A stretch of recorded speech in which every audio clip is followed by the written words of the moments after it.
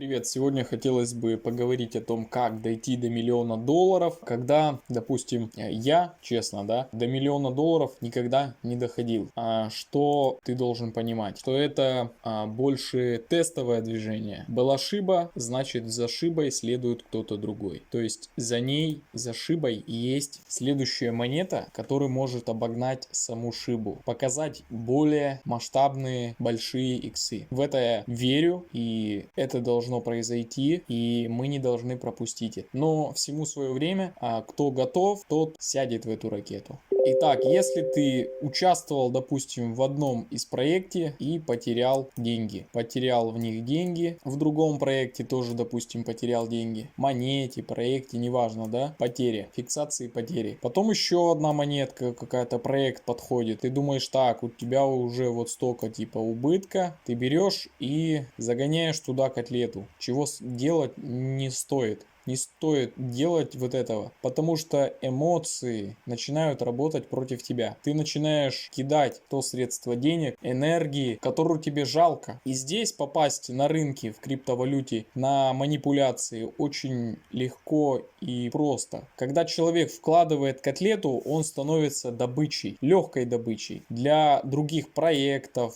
монет, неважно. По биткоину сейчас очень много историй идут, что будет падение, будет большой рост. Прислушиваться надо всегда к двум сторонам. То будет падение и будет рост. К двум сторонам. Соответственно, есть возможность приобрести на то количество средств, которые не важны для тебя. В долгосрочную перспективу, если даже ты будешь там доллар, 5, 10, да, неважно какой бюджет, постепенно, когда ты будешь накапливать и приобретать опыт, то в долгосрочную перспективу ты будешь идти семимильными шагами, пусть как черепаха, медленно, но не резко, когда вот проект в один зашел, срубил бабла и вниз упал. Почему упадешь вниз? Потому что захочешь отбить, захочешь большего чего-то, да. Вот есть как бы возможность идти семимильными шагами. И есть также худший вариант, когда ты в одном попробовал, в одном вроде как бы заработала проканала, в другое зашел, к примеру, тоже заработал на нем проканала, тут решил, а что, нормально, все прет, масть идет, давай еще закину. Закидываешь туда уже крупняк, теряешь. Но есть еще возможность, да, заработать на этом проекте снова. В следующем проекте ты заложишь туда еще больше. И все равно рано или поздно эту котлету сольешь. Потому что нет риск менеджмента. Ты топишь все такой монетой,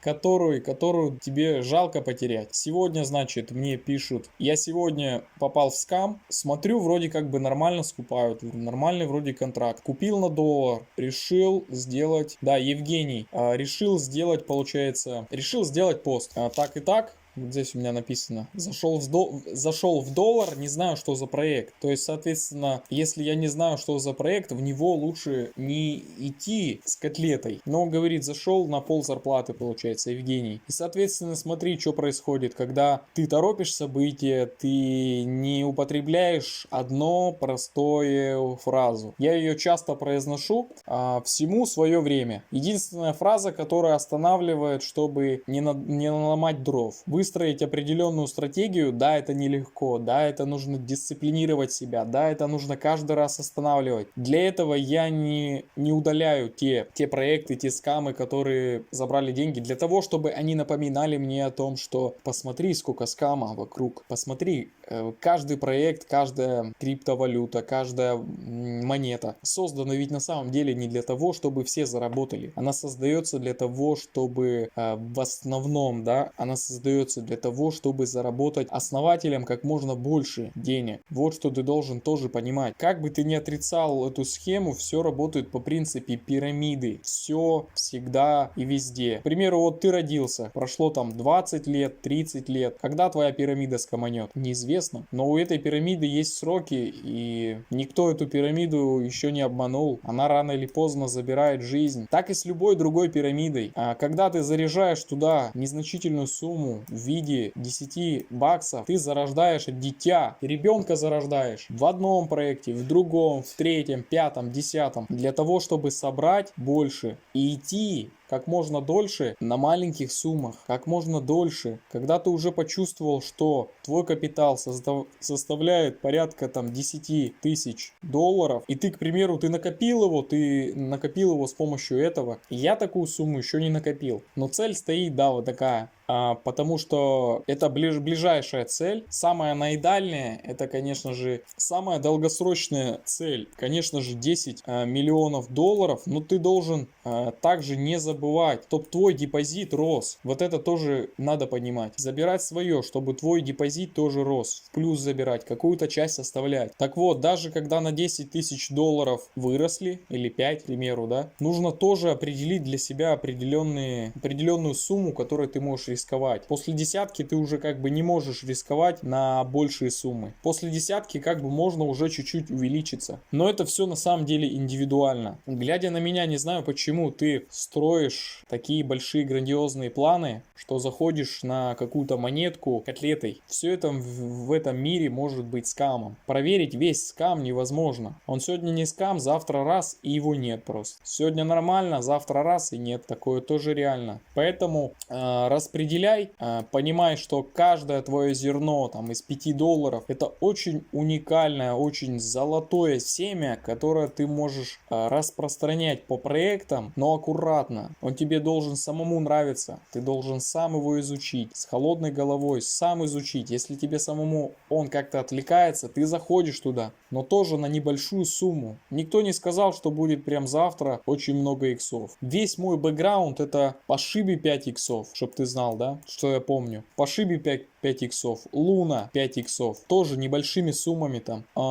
Микропэтс 12 иксов, которые не забрал. Они были, но я их не забрал. Рич Квак 4 икса не забрал. Я понял, что я совершил вот эти две ошибки, что не забрал то, что мог забрать. И смотри, после этого появился Дев, да, которого тоже я полностью на все 100% не могу предугадать, что будет дальше. Как? Я просто прислушивался к чувствам и сделал такой шаг, что в 50 иксов, да, удалось забрать. Это пока на сегодняшний день самые большие иксы в моей жизни на криптовалюте. В руках, конечно, я держал больше, но это деньги были банка. Вот и все. Вот и считай. То есть, помимо этого, есть монетки, которые очень много скам. Тут X, тут 5 иксов, да. Раз, два, три. Проходимость. Надо ее, кстати, тоже высчитать. Какова проходимость? Но она есть. Ну, просто я ее вижу, что она есть. А также много монет еще, которые в долгосрочную перспективу остаются в проектах. О себе еще пока ничего не сказали. Я имею в виду по иксам. Поэтому вот такие вот дела. Надеюсь, ты теперь будешь подходить с более холодной головой. Этот видос я записал для тебя, чтобы ты понял, что необходимо придерживаться риск-менеджмента. И куда бы ты на самом деле не ходил, к одному блогеру, к другому, третьему, все равно это будет определенная проходимость, которая только в долгосрочную перспективу может показать и привести тебя к тому миллиону долларов, который ты и я желаем. Еще раз спасибо за лайк, спасибо за дизлайк. Если остались какие-то вопросы, пиши в комментарии под видео и до новых встреч!